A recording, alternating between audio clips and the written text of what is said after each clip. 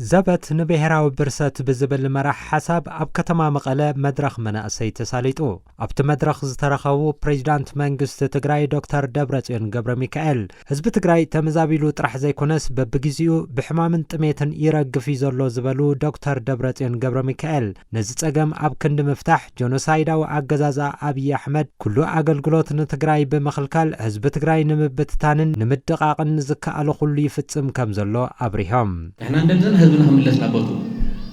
ናመረበቱ ናኑር ህይወቱ ስደተኛ ሀአቱ ዝግበር ዘሎ ተግባር ግን ሁሉ ትግራዋይ ኣብ ክባን እሷናንቲኻ ክደቅ ትሕዝደለ ህዝቢ ድሮን ይላአኸሉ ብድሮን ካዝ ወጥቀጠሉ ሰራዊት ኢትዮጵያውን ድሕሪ ጥሪ ካብ ጥሪ ጀሚሩ ለዘበን ንትግራይ ዝተባበሩ እحنا እንደለ ዘለና በዲፕሎማሲ ክፍታሕ እحنا እንደለ ዘለና በሰላም ክፍታሕ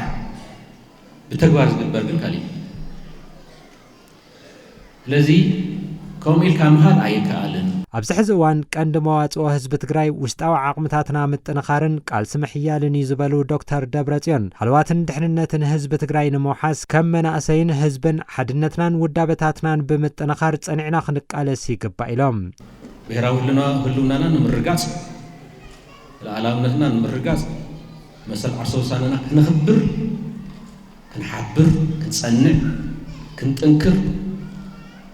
ሓድነትና ክንስጥን ونثاث يقلبنا لنا مواصعنا أوشتنا مقام تقرأ كلهم بينه هاجن أكر كنوا لله أرنف كنوا لله عمنا هالحية لله كن مكة لنا ህዝቢ ትግራይ ዘለዎ መማረጺ ተቃሊሱ ሃልዋቱን ድሕንነቱን መውሓስን መሰል ዓርሰ ውሳኑ ምርግጋጽን እዩ ዝበሉ ፕሬዝዳንት መንግስት ትግራይ ዶክተር ደብረጽዮን ገብረ ሚካኤል ክጋደል ዝኽእል ኩሉ ምእንተ ህዝቡን ዓዱን ክጋደል ከም ዝግባእ ድማ ኣገንዚቦም ሓደ መፍትሕና ሓይልካ ምጥንኻር ንምንታይ ምእንተ ሰላም ክረክብ ብጉልበትና ይንረኽባ ሰላም ዘይውና እንተ ኮይኖም ከም ዘይንጠፍእ ትፈልጡ እዮም لذي كله كجادل سخر كجادل هنا نزلنا ناس حبوك توتفنا نزل أنت من تاي من تهلونا نايلنا من تدحنت نايلنا كان متجدال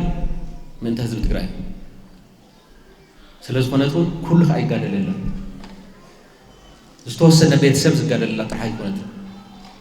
ناي كلنا سلز قنات أجندة ما هذا عبارة كلنا ناي تقرأ ተሳተፍቲ ትዘተ ዝኾኑ መናእሰይ ከተማ መቐለ ብግድኦም ሃልዋትን ድሕንነትን ህዝቢ ትግራይ ንምርግጋጽ ኣብ ዝግበር ቃልሲ እጃሞም ንምፍጻም ድልዋት ከም ዝኾኑ ተዛሪቦም ሓድነትና ጠንኪርና ንቱ ዝመጽእ ጸላኢ ክንምክት ኣለና ደርግ እውን ሲ ከምዚ ኣላ ፈከረ መጨረሻ ላይ ልጠፈ ክንድና ደርግ ልበዝሕ ጸዋር ኮይኑ ነረይ ሕዚ እውን ንሕና ከምታ ዘላ ይህን ምን ተባሂልና كقالس جوبا أبجنباري قالس أبدجن كونو قالس دما كقالس الله عن حنا زين فوتو نجاري اللي كل نجاري إنا يوم إنا يومنا من إسي تجراي كل جزء مسز بتجراي زتقايم زي تقالسنا حدا مفتي كنمت عين خدي لا أنا خوني لهم أدنا جيرهم متو من إسينا مسز بتجراي كبا أخد جه زولو دلو تتعرفوا